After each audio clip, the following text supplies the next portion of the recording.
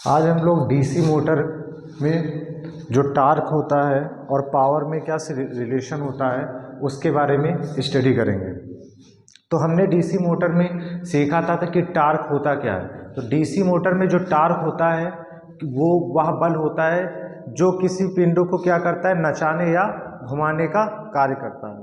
तो मोटर में जो टार्क लगता है कैसे लगता है उसके बारे में देखें। तो यहाँ पर हम लोग किस relation between torque flux and armature current देखेंगे। टार्क फ्लक्स और आर्मेचर धारा के मध्य संबंध। किसी अक्ष के परितः घुमाने की प्रवृत्ति को क्या कहते हैं, टार्क कहते हैं। यानी किसी एक अक्ष पर लगाया जाने वाला घुमाव ही क्या कहलाता है, टार्क कहलाता है। सबसे पहले एक एग्जांपल हम ले रहे हैं। ये हमारा एक पुली और शाफ्ट है।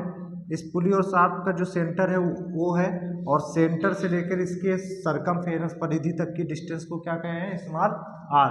और इस पे मान लो फोर्स ऐसे लग रहा है इस डायरेक्शन में, और ये क्या कर रहा है, आरपीएम की स्पीड से रोटेट कर रहा है। एन आरपीएम की स्पीड से क्या कर रहा है, रोटेट कर रहा है। तो किसी बिंदु O के परितः अक्षीय त्रिज्या के बिंदु P पर जो फोर्स लग रहा है वो, और अक्षीय त्रिज्या r के गुणनफल को क्या जो मान होता है वो टार्क के बराबर होता है। टार्क को हम लोग T से, कैपिटल T से प्रदर्शित करते हैं, और इसका मात्रक क्या होता है, न्यूटन इंटू मीटर। फिर टार्क बराबर क्या होता है, आप जो भी फोर्स लगता है उस पुली पर, और उसके सेंटर से उसके सरकमफेरेंस तक की जो डिस्टेंस होती है उसको r से रिप्रेजेंट करते हैं। दोनों के गुणनफल को क्या कहते हैं, टार्क कहते हैं, जिसका फोर्स का मात्रक न्यूटन और दूरी का मात्रक मीटर। इसलिए टार्क का मात्रक हमारा हो गया न्यूटन टू मीटर।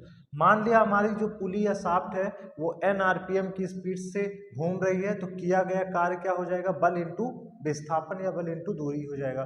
तो W बराबर हो जाएगा फोर्स इंटू ये क्या है, हमारा एक सर्किल है, और सर्किल पे चली गई दूरी 2πr, और कितना सेकंड में चल रही है तो हो जाएगा इंटू n। तो ये हो जाएगा जूल पर सेकंड में। पावर बराबर हमारा होता है W/T, यानी कि जूल पर सेकंड पावर में हमारा होता है। तो W बराबर हमने बताया था 2πn होता है, जो एक एंगुलर स्पीड है जिसका मान क्या होता है, रेडियन पर सेकंड में। और स्मॉल n बराबर होता है रोटेशन पर सेकंड, और ये है रोटेशन पर मिनट। इसमें इस मिनट को सेकंड में चेंज करने के लिए हमने 60 से क्या कर दिया, डिवाइड, यानी स्मॉल n बराबर कैपिटल N बटे 60। फिर यहाँ टार्क बराबर F इंटू आर।